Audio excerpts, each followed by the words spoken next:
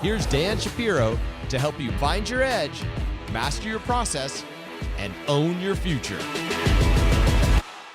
Hey guys, good evening everybody. Welcome to another edition of the AccessTraded.com nightly wrap-up show where we do everything from mother-in-laws to breaking down the FOMC meeting to talking nonsense. Once in a while, we'll throw a pivot here and there. Anyway, guys, welcome aboard. Thank you very much for tuning in, spending a few minutes with us. If you can be so kind, click that like button, support the channel, and hopefully I will do my best to continue to point you guys in the right direction. Really good session today. We'll get to that in a second. Kind of the highlights of the day. FOMC, nobody gives up.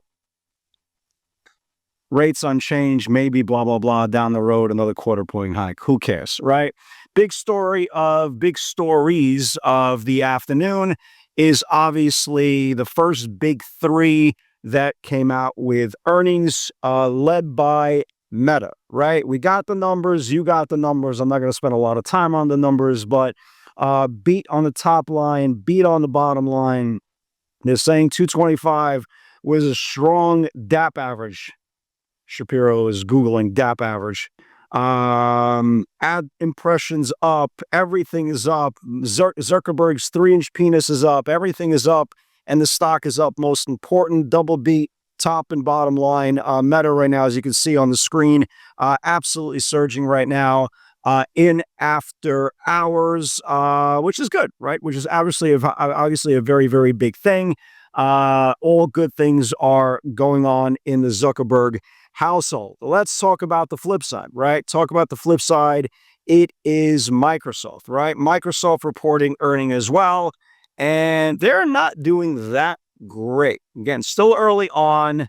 The conference call hasn't started, but they're not doing that great. And you got to ask yourself a question. Well, I don't understand.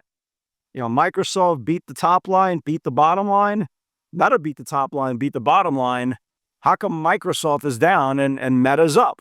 Yeah, welcome to trading. That's literally what the whole point of trading is. Trading earnings is as big as gamble as anything you put on FanDuel or on DraftKings. You can literally have, again, I've been saying this for years and years and years, you can literally have the earnings report right in your hand and you can still lose a lot of money because, again, it's not about the earnings on the surface. It's about the reaction. It's about the potential run-up into the reaction. And they beat on top line results. They beat on bottom line results. Where they kind of didn't get the ball rolling very aggressively is their cloud and Azure business. The estimates came in at 38%. They reported 38%. So in line, again, everything is cloud, everything is AI, and Microsoft, as of right now, is getting hit pretty aggressively. Again, had a really nice recent run, but a very, very big muted reaction, well, not muted, very aggressive reaction to the downside on Microsoft. And the one that's near and dear to my heart, maybe you guys heard, I do tend to trade Tesla once in a while, right? Tesla came out with earnings, right? The last 3 days, it lost the 50-day moving average.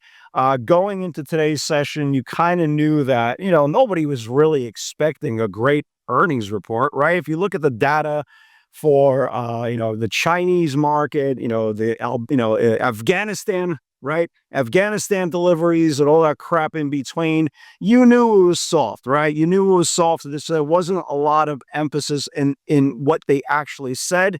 But again, it's not about what they say. It's about how the market has responded. If you look at how the market has responded to Tesla's delivery numbers, poor delivery numbers in the past, or even poor quarters, there's a lot of times that they negate those numbers and they take the stock higher. So people were looking for a crappy earnings report. And honestly, people were shocked, right? People were surprised.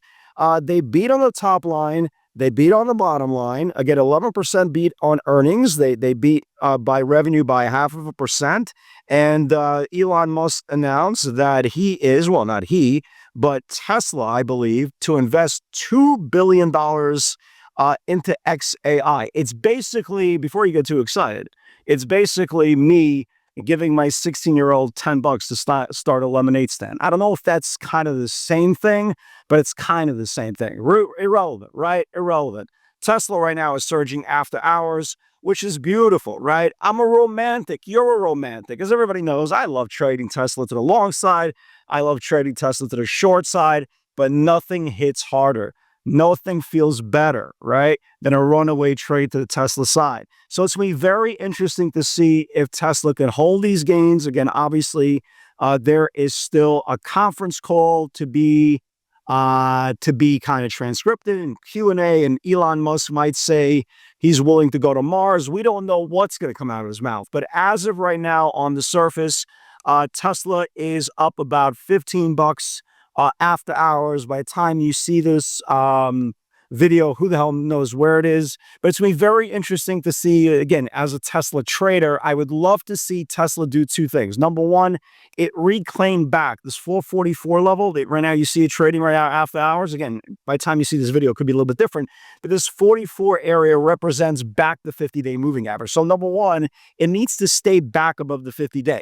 The second thing what Tesla needs to do tomorrow, right, on the regular session is get back above this January range. If it could get back above the January range, then who knows? Maybe Tesla could go absolutely ape. What's cool about Tesla, right? And I said this, I tweeted this out a little bit early on my regular feed. I tweeted out and I said, there wasn't any notable put buying today on Tesla, which you can understand for all the reasons I just kind of gave. Excuse me, I got to refuel.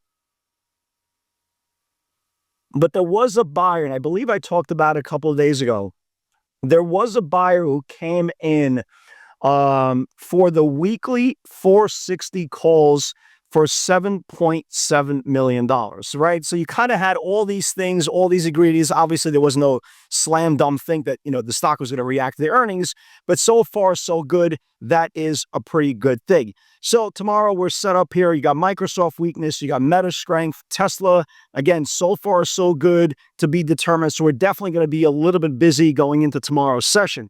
But let me give you guys some ideas. It was a pretty good session today. Actually, a lot more than pretty good. Amazon, we had a really beautiful pivot on Amazon. And I really wanted that 245 to 247 area. They were really coming for the 245, 247.50 weeklies over and over and over again. We came in long. Beautiful move. Beautiful, beautiful move. Stock topped out right here in the upper Bollinger Band into this 247 level.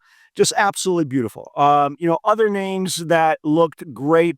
I started a short swing. We did cover some. Started a short swing on UPST. I think I've been talking to UPST on and off for the last couple of weeks. It finally closed below the 50-day moving average, lost this 44.40s level, and now is challenging in the January lows. If it gets below the January lows, I think there's more downside. PLTR, congratulations for all you guys who caught there was two pivots today. There was one pivot below the 150-day moving average, below this 164, and this macro channel, which was last week's lows at 161. This is now the first close, folks, below the 200-day moving average on PLTR. It's gapping up like everything else right now after hours, on the Meta and Tesla earnings reaction.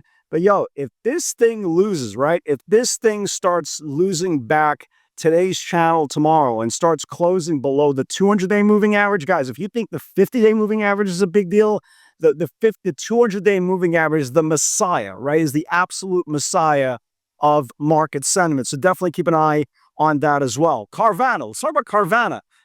So a short report came out today. Man, the short report, right? The short hit piece took down the stock almost 100 points today. My goodness, man, that's some real power, boy. I wonder how much money they made, right? Must have been a really, really good payday there. How's that legal, right? You short as much stock as you want, you put out a short report, you cover on the wash. Sure, why not? I wonder if anybody else has thought of that. Crazy, right?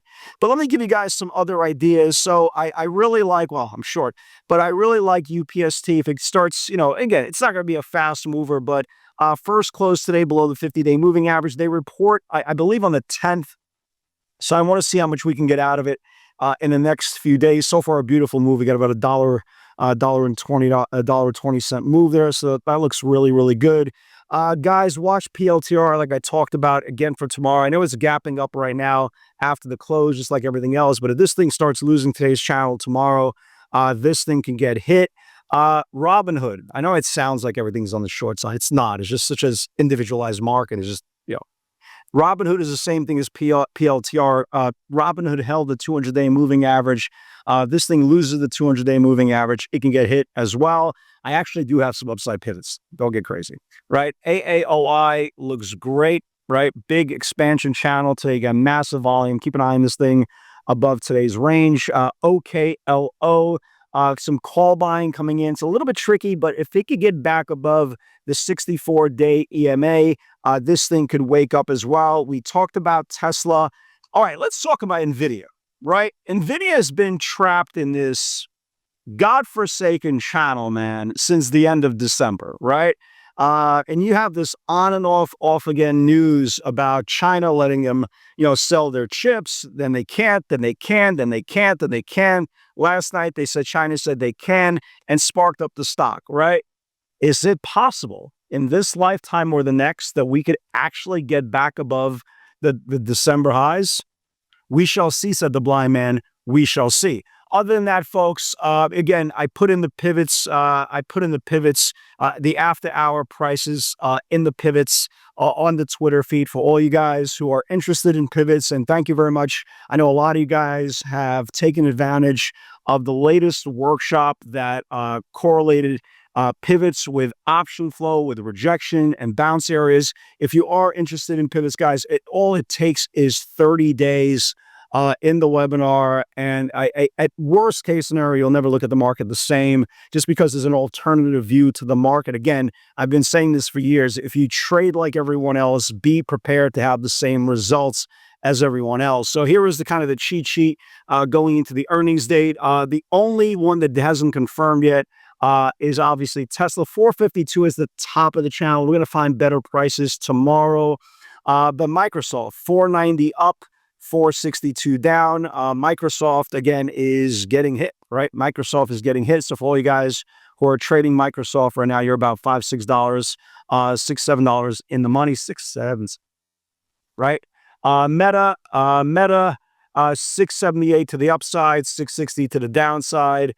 Initially, Meta's reaction was the initial first jerk reaction. Nobody trades the first initial jerk reaction, but obviously the second move, once it went red to green, it took out the 678 area and yada, yada, yada. The stock is trading right now 730s, 740s. Again, there's a very specific madness to the pivots. Stocks don't randomly stop. I know the naive person will say, Dad, how come you have so many lines on your chart? It never gets old, right? People are always afraid of the unknown, of the unfamiliar. And again, there is a method to this madness. And I know there's a lot of people who are really happy with their developments. If you are interested, guys, click the link below or just come by, stop by. All it takes is 30 days. Have a great night, everybody. God bless. And tomorrow should be a busy one. Have a good night, everybody. I'll see you tomorrow.